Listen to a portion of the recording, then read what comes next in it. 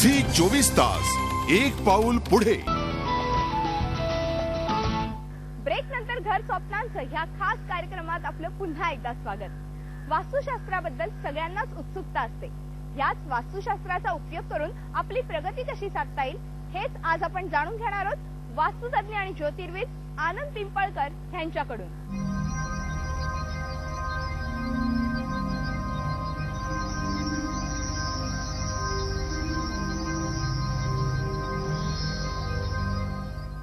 नमस्कार, मी वास्तुतज्ञ ज्योतिर्विद आनंद पिंपळकर घर स्वप्नांचं मध्ये आपलं पुन्हा एकदा स्वागत करतो. मागच्या काही भागांपासून आपण वास्तुशास्त्राचं महत्व पाहत असताना मागच्या भागामध्ये आपण गणपतीपाशी येऊन थांबलो होतो. आणि काय आहे हा गणपती? बऱ्याच लोकांचे मेल आले की तुम्ही कृष्णाचा पण उल्लेख केला होता, रामाचा पण उल्लेख केला होता, तर आम्हाला तुम्ही कृष्णाबद्दल सुद्धा सांगा. चला, आज पहिल्यांदा आपण गणपतीबद्दलच पाहूया. तुमच्या मुख्य दरवाजावरती गणपती असणं म्हणजे तुमच्या वास्तूतले दोष सर्वप्रथम दूर करण्याचं पहिलं लक्षण. आता मला सांगा की तो जो गणपती आहे त्याची सोंड कुठल्या दिशेला आहे? उजव्या, डाव्या बाजूला? कुठली लावायची? कुठल्या सोंडेचा गणपती असला पाहिजे? आता तुम्हाला सांगतो. गणपतीचे मुख्यत्वे दोन प्रकार पडतात, एक रिद्धी गणपती आणि एक सिद्धी गणपती. ज्या व्यक्तींना सिद्धी प्राप्त करायची आहे अशा सिद्धी प्राप्ती करता, नवसपूर्ती करता ज्या देवतेची गणपतीची उपासना केली जाते तो असतो उजव्या सोंडेचा गणपती. आणि उपास्य दैवत म्हणून ज्याची पूजन केलं जातं आणि ज्याला फार काही पाळावं लागत नाही असा गणपती म्हणजे डाव्या सोंडेचा. आणि म्हणून मुख्य दरवाजावर डाव्या सोंडेचा गणपती असणं हे शास्त्रकारांनी संमत सांगितलेलं आहे, म्हणजे योग्य सांगितलंय. बऱ्याच लोकांना हे कळत नाही की उजव्या सोंडेचा गणपती म्हणजे कसा आणि डाव्या सोंडेचा म्हणजे कसा. म्हणजे ज्या गणपतीच्या जागेवर तुम्ही उभा राहिला तर उजव्या बाजूला जर सोंड वळली असेल तर तो उजव्या सोंडेचा आणि डाव्या बाजूला वळली असेल तर तो डाव्या सोंडेचा. हेही लक्षात आलं नाही. मग तुम्ही सिद्धिविनायक पहा मुंबईचा सिद्धिविनायक हा उजव्या सोंडेचा गणपती आहे, तर पुण्याचा दगडूशेठ हलवाई हा डाव्या सोंडेचा गणपती आहे. आता लक्षात आलं असेल तुमच्या. मग जेव्हा तुम्ही मुख्य दरवाजावरती गणपती लावता, निर्विघ्नम कुर्मे देव सर्व कार्येषु सर्वदा म्हणून त्याची स्थापना करता, त्यावेळेस त्या ठिकाणी मूर्ती ठेवली नाही पाहिजे. बऱ्याच वेळा मुंबई सारख्या भागामध्ये जेव्हा आम्ही वास्तू व्हिजिट करतो तेव्हा एक गोष्ट पाहण्यात येते की मुख्य दरवाजा सुशोभित करतात आणि त्यावर गणपतीची मूर्ती स्थापन करतात. त्याच्या बाजूला दिवा, उदबत्ती, हार, तुरे रोज घातले जातात. चूक.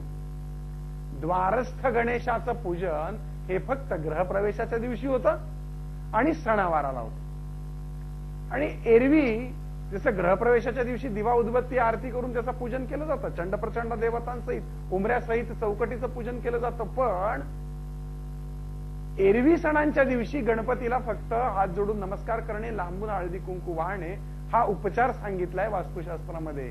पण जर का रोज त्या गणपतीला तुम्ही दिवा, उदबत्ती, जाण्या येण्याच्या डोक्यावर असलेल्या त्या गणपतीला जर लावत असाल तर ते मात्र शास्त्रसंमत नाही. आणि म्हणून लक्षात घ्या की मूर्तीचे नियम वेगळे आहेत. द्वारस्थ गणेश हा प्लेन टाईल्स स्वरूपात असला पाहिजे. बऱ्याच ठिकाणी हा द्वारस्थ गणेश एम्बॉस पद्धतीचा पाहायला मिळतो, म्हणजे अर्धा तो बाहेर आलेला असतो आणि अर्धा टाईल्स मध्ये गेलेला असतो. असाही चालणार नाही. साधी प्लेन सुंदरशी गणपतीची टाईल्स आपण मुख्य दरवाजावरती लावू शकता. गृहप्रवेशाच्या दिवशी या द्वारस्थ गणेशाचं पूजन केलं जातं. आणि तुम्ही म्हणाल की बुवा आम्ही तर त्यावेळेस गणपती लावलाच नाही, अजूनही आमच्या दरवाजावर गणपती नाही, मग आता आम्ही लावल्यानंतर पुन्हा त्या द्वारस्थ गणेशाचं पूजन करायला पाहिजे का? तर हो, तुम्ही जर तुमच्या घराच्या मुख्य दरवाजावर गणपती लावला नसेल तर तो तुम्ही आजच्या आज बसवून घ्या आणि बसवल्यानंतर त्याची पूजा करा. द्वारस्थ गणेशाची, चंड प्रचंड देवतांची पूजा करून त्या गणपतीला हात जोडून प्रार्थना करा की या घरामध्ये आरोग्य नांदू दे, सुख समृद्धी संपत्ती संतती नांदू दे, या घराचं तू रक्षण कर. मयमतम किंवा विश्वकर्मा माणसांमध्ये काय म्हणतात विश्वकर्मा भगवान या गणपतीला, की हा गणपती चालक आहे तुमच्या घराचा, सारथी आहे या घराचा. आणि म्हणून एखादा ड्रायव्हर असतो, तो त्या गाडीला घेऊन जेव्हा चालतो त्यावेळेस त्याची नजर पुढे असते. त्याच पद्धतीने या गणपतीची नजर मुख्य दरवाजाच्या बाहेर, मुख्य दरवाजावर हा गणपती असतो. त्याची घराकडे जरी पाठ होत असली तरी सुद्धा हा गणपती त्याच्या पाठीमागे असलेल्या घरात कधीही दारिद्र्य देत नाही. हा फार मोठा गैरसमज आहे. ह्या गणपतीला नित्य पुसणं, स्वच्छ करणं ही गरजेचं आहे. सणावाराला त्याला नमस्कार करून प्रार्थना करणं ही गरजेचं आहे. असा हा मुख्य दरवाजा गणपतीने सुशोभित झाल्यानंतर त्या गणपतीच्या पायाला लागून एक रुद्राक्षाच्या माळेचं सुंदरसं तोरण लावणं गरजेचं आहे. आता तुम्ही म्हणाल, बा आम्हाला मिळत नाही रुद्राक्षाच्या माळेचं तोरण. मग ठीक आहे, नका लावू. तुम्ही आंब्याच्या पानांचं तोरण लावू शकता. तेही नाही मिळालं तर लोकरीचं लावू शकता. हल्ली कुठेही तुम्ही मार्केटमध्ये गेला तर सुंदर सुंदर तोरणं आपल्याला मिळतात. ज्याप्रमाणे एखादी नवरी छान दिसते जेव्हा मुंडवळी बांधली जाते. एखादी स्त्री अधिक देखणी दिसते जेव्हा ती तिच्या कपाळावरती बिंदी लावते.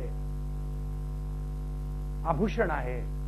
आभूषण स्त्रीला जसं सौंदर्य देतं तसं वास्तूच्या मुख्य दरवाजातलं हे आभूषण आहे, तो म्हणजे वास्तूचं तोरण. पण रुद्राक्षाच्या माळेचं तोरण हे अतिशय शास्त्रसंमत अशी गोष्ट शास्त्रकारांनी सांगितलेली आहे. अशा या दरवाजामध्ये आणखीन काय काय गोष्टी असल्या पाहिजेत. हा दरवाजा आणखीन ऊर्जा कशी निर्माण करेल, हा दरवाजा घराबद्दल ओढ कशी निर्माण करेल आणि या दरवाजातून आत धनवृद्धी कशी नांदेल, पाहूयात पुढच्या भागामध्ये.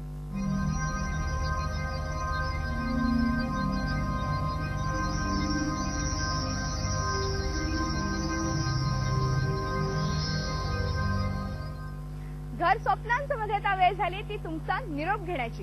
पुढच्या आठवड्यात पुन्हा भेटूच स्वप्नातलं घर साकारणाऱ्या नवनव्या संकल्पना घेऊन. तेव्हा ताज्या घडामोडींसाठी लॉग इन करा www.24tas.com आणि लाईक करा www.facebook.com/zee24tas वर.